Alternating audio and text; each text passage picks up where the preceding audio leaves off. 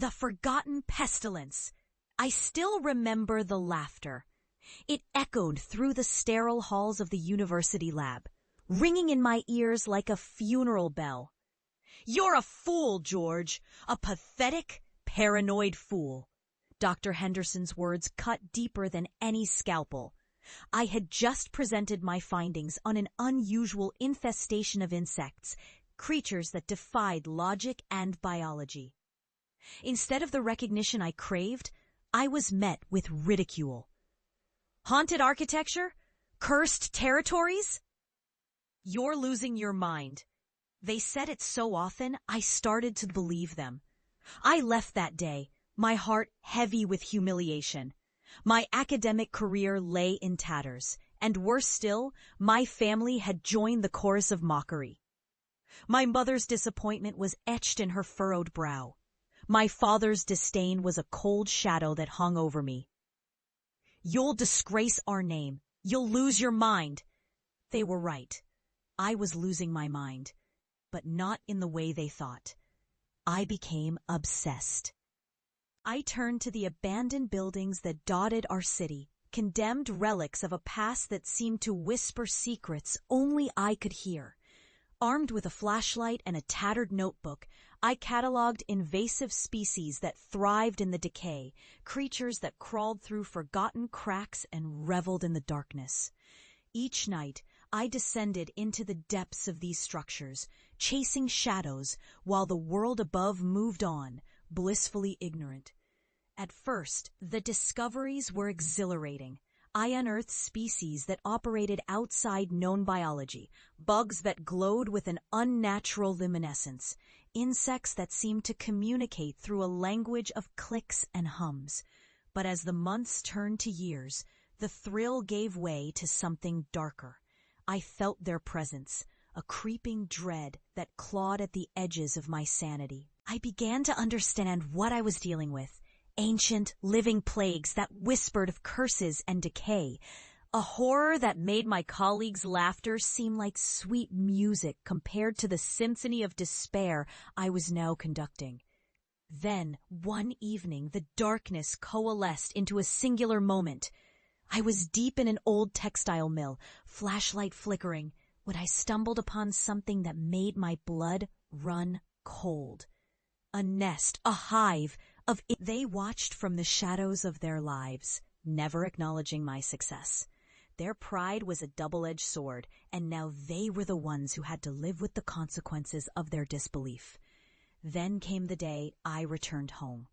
I stood at the threshold of the house I had grown up in, its familiar facade now a ghost of my past.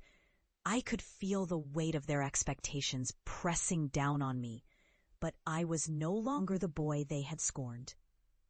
I had survived what they could not even begin to comprehend. "George?" My mother's voice quivered with uncertainty as she opened the door. I stepped inside, the air thick with the scent of nostalgia and resentment. My father was there too, his eyes narrowing as if he were trying to discern whether I was a ghost or a man. "Look at you," he sneered. But his bravado faltered when he saw the small, ornate box I carried. "What's that?" I smiled, a cold, knowing smile. "A gift." The room grew silent as I opened the box, revealing a collection of the very insects that had haunted my nights. They writhed within, their strange glow illuminating my face. "I thought you might want to meet my friends," I said, my voice steady yet laced with an undercurrent of darkness. "What have you done?" My mother's voice trembled, a mix of fear and disbelief. "The world is full of things we don't understand," I replied, my tone almost casual, as if discussing the weather.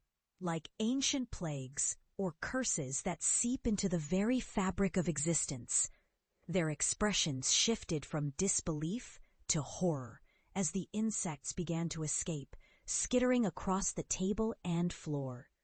I watched as my family recoiled, their laughter replaced by screams of terror. "You were right, you know. It's insane. It's delusional," I said, my heart pounding with a mixture of vindication and sorrow.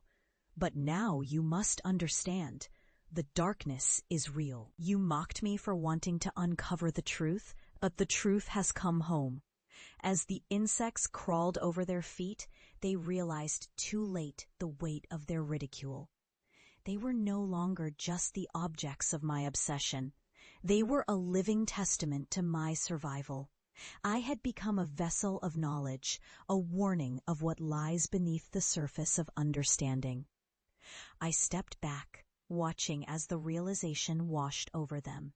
Their faces twisted in fear, and for a fleeting moment I felt a pang of regret, but it dissolved into a chilling satisfaction.